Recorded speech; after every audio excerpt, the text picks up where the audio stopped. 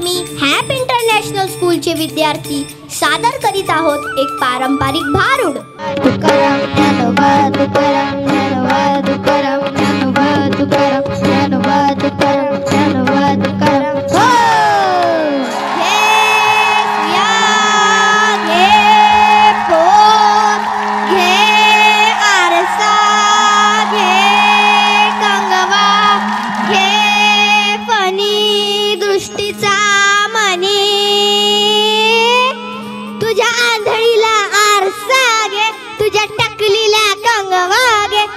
म्हाताऱ्याला खुळखुळा घे रे दादा. कृष्णाई भयो वाडे वाड माय वाड. ए मावशे ए दादा वाड माय वाड. 2 दिवस झाले लेकरू उपाशी हाय. नुसती किरकिर किरकिर किरकिर बापावरच गेला जणू. काय बघते दादा वाक वाक. एवढा मोठा टोंडगा झाला आणि गोंदून घ्यायचं कळत नाही वय. ये इकडं गोंदून घे. तुझ्या कपाळावर अट्टल बिहारीचं वाजपाई काढते, तुझ्या नाकावर खंडाळ्याचा घाट काढते, पुणे हायवेचा ऍक्सिडेंट काढते, 3 चाकी जीप काढते, पालठी ट्रक काढते. मग बस की चाक फिरवत कावर बी आपलं. वाढ माय वाढ. अशा काळ्या विटासारखा बुरगुंडा होईल ना की दिवसा सुद्धा बॅटरी लावून हुडकावं लागन. तवा कुठं दात आणि डोळे दिसतील. वाढ माय वाढ. बय तुला बुरगुंडा होईल ग, बय तुला बुरगुंडा होईल ग, बय तुला बुरगुंडा होईल ग, बय तुला बुरगुंडा होईल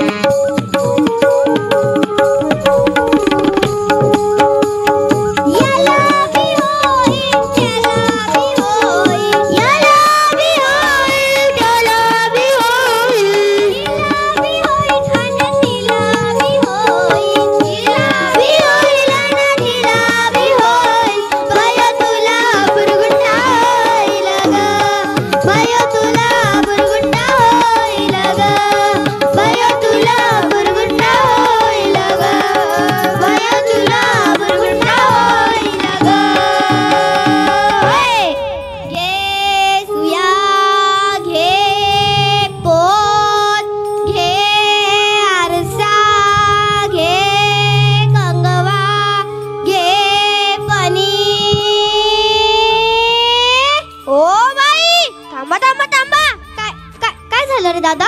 निघितून आमच्या शाळेमध्ये आज आषाढी एकादशीचा कार्यक्रम आहे आणि तू सुया घे पोत घे. का लावलेस तू? ए काय झालंय काय झालंय? तुझ्या घरात काय चोरी करायला आले? बाप रे. काय टाक काय आले? वर वा मग तुझ्या घरात काय चोरी करत नाही, टाक टाकत नाही. भाकरीचा तुकडा दे मग जाते मी. भाकरीचा तुकडा? बघितलं का मंडळी, इकडचे तिकडचे लोक आहेत आणि इथल्या माणसांना परेशान करतात. इकडचं तिकडचं म्हणताय का मला? मग अरे बाबा तुझ्या याच मातीत जन्माला आलेलं छोटं संस्कारचं फूल आहे म्या. भारुड म्हणतात मला भारुड. भारुड? हा. ही काय भानगड आहे पण? भानगड? अरे माणसांनी भानगडी करू नये म्हणून संतांनी काढलेल्या प्रबोधनाच्या कारखान्यातलं प्रोडक्शन म्हणजेच भारुड. असं व्हय. दे ना थोडीशी भाकर. भाकर विकर काय नाही अगं, माझ्याकडे खरंच काय नाही तुला द्यायला. खरंच काय नाही? मी शपथ घेतो. शपथ? मी कधीच खोटं बोलत नाही आणि बोललो ना तर माझं दोन डोळे जाईन मेल्यावर. मेल्यावर डोळे जातील म्हणताय येड. अरे बाबा मेल्यावर तर साऱ्यांचेच डोळे जातात, पण मरायच्या आधी जर 2 डोळे दान केले ना तर 2 आंधळ्यांना दुनिया दाखवायचं पुण्य नाही का तुझ्या पदरी पडणार? हो बरोबर आहे बरोबर आहे. यायला भरपूर आहे भाऊ, पण द्यायची भावना असावी. अरे नेत्रदान जर केलं तर आंधळ्यांना दुनिया दिसन. एवढं मोठं 70-80 किलोचं बॉडी दिलं परमात्मानं, याच्यामध्ये वाहणार रक्त जर दान केलं तर ऍक्सिडेंट मध्ये मरणाऱ्यांचा प्राण नाही का वाचणार? हो बरोबर आहे बरोबर आहे. यायला भरपूर आहे भाऊ, पण द्यायची भावना असावी. अरे तुला द्यायचं दे नाहीत नको देऊ, पण मी काय म्हणते तेवढं ऐकून तर घेशील ना. फुकट आहे का पण? बघितलं का मंडळी, फुकट असलं तर घेईन म्हणते ऐकून. तरी ते म्हणतात ना भाऊ, इकतच असलं तर घेईना कोणी आणि फुकटच असलं तर बापलेक दोन्ही. अरे बाबा फुकट तर फुकट, पण मी काय म्हणते, जर तू ते ऐकून घेतलं ना तर तुला बुरगुंडा होईल, बुरगुंडा. हसू आलं भाऊ तुम्हाला? बुरगुंडा म्हणजे काय वाटलंय? बुरगुंडा म्हणजे लेकरू. अरे बाबा, बुरगुंडा म्हणजे लेकरू ना. बुरगुंडा म्हणजे तुला ज्ञान होईल, ज्ञान. अच्छा अच्छा, म्हणजे आमच्या मराठी भाषेत नॉलेज. हा, तुला ज्ञान होईल, ज्ञान. आणि तेच ज्ञान तुला होण्यासाठी संतांनी काढलेल्या ग्रंथांचं, वाङ्मयांची, भारुडाची निर्मिती केलेली आहे भाऊ. असं वय. हा. मला सांग, एखादा ग्रंथ जर जुना झाला तर त्याची दुसरी आवृत्ती काढता येते.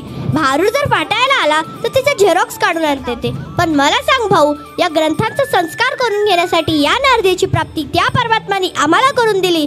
या शरीराचं झेरॉक्स मशीन कुठे तयार झालाय का रे भाऊ? नाही. म्हणून मी म्हणते, जर तू माझं ऐकलं ना, बया तुला बुरगुंडा होईल ग, बया तुला बुरगुंडा होईल ग, बया तुला बुरगुंडा होईल ग, बया तुला बुरगुंडा होईल ग.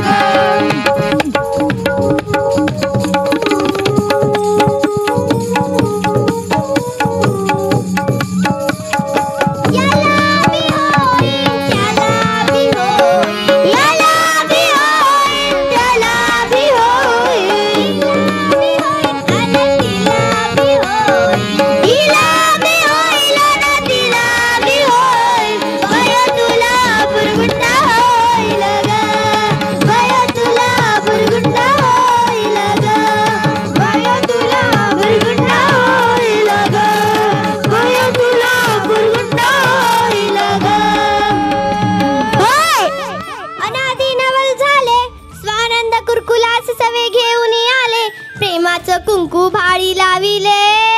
ए बाई, कुंकू किंकू काय? काय झालं रे भाऊ? इथं कुंकू किंकू नाही, तर टिकली लावतात. टिकली टिकली तर टिकली, नाही तर उकली. म्हणजे इथं कुंकू लावित नाही. टिकली लावतात. हो, टिकली. म्हणजे जसा साडीचा रंग तसा टिकलीचा रंग. हो. मग मॅचिंग म्हण की मॅचिंग. हो ना, मॅचिंग ना. हो, मॅचिंग मॅचिंग. या वरच्या रंगाचं मॅचिंग तर कधी करते ते भाऊ, पण संसारात खरा सुख, खरा आनंद भोगायचा असला तर नेचर मॅचिंग असावं, असं नाही वाटत तुला? हो, बरोबर आहे, बरोबर आहे. नेचर मॅचिंग असलं तर या वरच्या रंगाला महत्व आहे. मी नाही म्हणत आहे माझं कुंकू लाव, तुझी टिकली लावू नको, परंतु टिकलीच्या रूपाने सौभाग्याचं देण किती ठिकाणी वाटत फिरते ही माऊली. किती ठिकाणी. सकाळी उठलं, बाथरूम मध्ये गेलं, होळीसाठी बाथरूमची भिंत सौभाग्यवती भव, सौभाग्यवती भव. बाहेर आला, आरशा पुढे बसलं, आरसा सौभाग्यवती भव, सौभाग्यवती भव. मी नाही म्हणत आहे माझं कुंकू लाव, परंतु कुंकू लावण्यामागं काही शास्त्रीय कारण. काय पण? अरे बाबा, कुठं लावलं जातंय कुंकू? इथं. अरे भाऊ, तू काय कुंकू लावतोय? मी सांगते, कुंकू कपाळाच्या मध्यभागी लावलं जातं. बरोबर, पण आदमी आणि ब्रह्मवृंदाच्या मध्ये जी पेट्रोटिक लाईन आहे त्यावर कुंकू लावण्याने आम्हा बायकांचं मानसिक संतुलन कायम राहतं. कारण बायकांचं मेंदू हे अतिशय संवेदनाक्षम असतो आणि महिला मेंदूच्या संवेदना कायम राखण्याचं रडारचं काम ते कुंकू करतं. कारण कुंकू हे हळदी आणि चिंचुक्यापासून बनवलं जातं. एखाद्या वेळी विंचू चावला ना, चिंचुक उगावून लावून बघ, त्या विंचवाची जहर उतरवण्याची ताकद त्या चिंचुक्यात आहे. तर मग त्या चिंचुक्यापासून तयार झालेलं कुंकू जर तुझ्या कपाळावर लागलं तर तुझ्या डोक्यात टेन्शन कमी नाही का होणार? हो, बरोबर आहे, बरोबर आहे. म्हणून मी म्हणते, जर तू माझं ऐकलं ना, बया तुला बुरगुंडा होईल ग, बया तुला बुरगुंडा होईल ग, बया तुला बुरगुंडा होईल ग, बया तुला बुरगुंडा होईल ग.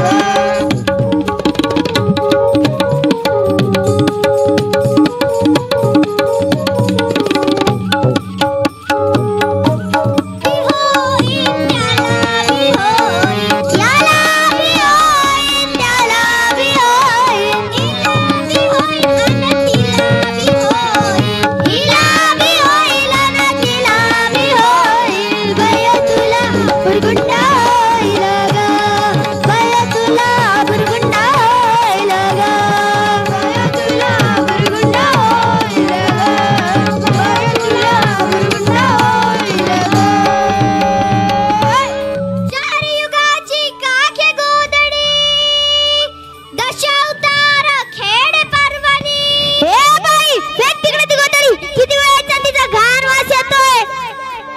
काय झालं रे भाऊ, या गोदडीचा घाणवास येतोय. हिचा घाणवास येऊ देऊ नको, कारण माणसांना हिचा घाणवास आला आणि त्यांनी हिचा नाश करायला सुरुवात केली. आणि आता बघ तेच नष्ट होत आहेत.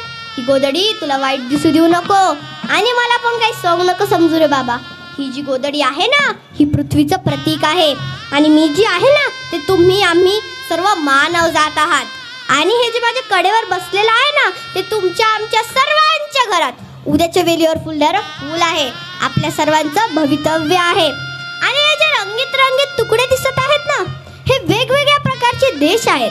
कारण पूर्वीच्या पृथ्वीवरती मोठमोठे डोंगर होते, नद्या होत्या, नाले होते, पशु होते, पक्षी होते. पण माणसाने स्वतःच्या स्वार्थापायी या पृथ्वीचा उजाड करून टाकले, पर्यावरण प्रदूषित केले.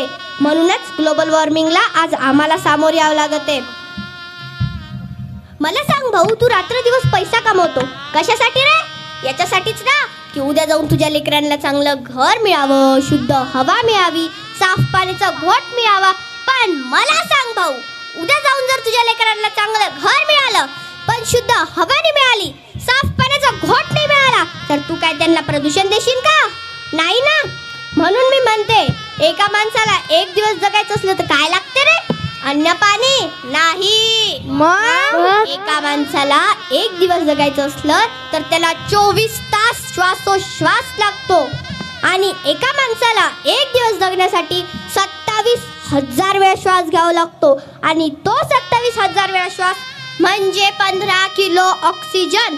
आणि ते 15 किलो ऑक्सिजन तयार करण्यासाठी एखादा कारखाना नाही तर 7 झाडे कामी येतात. मग मला सांग भाऊ, एका माणसाला एक दिवस जगण्यासाठी 7 झाडे लागतात, तर एका परिवारात किती माणसं आहेत? कधी एक झाड लावलं नाही ना, मेल्यावर तर 5-6 झाडे सोबतच घेऊन जातो आपण. मग हा पर्यावरणावरती अन्याय नाही का? हो, बरोबर आहे, बरोबर आहे. म्हणून मी म्हणते, झाडे लावा, झाडे जगवा, झाडे लावा, झाडे जगवा, पाणी अडवा, पाणी जिरवा, पाणी अडवा, पाणी जिरवा. ऐसा शगुन सांगितला, एका जनार्दनी आनंद झाला, संगती जय जयकार केला. हा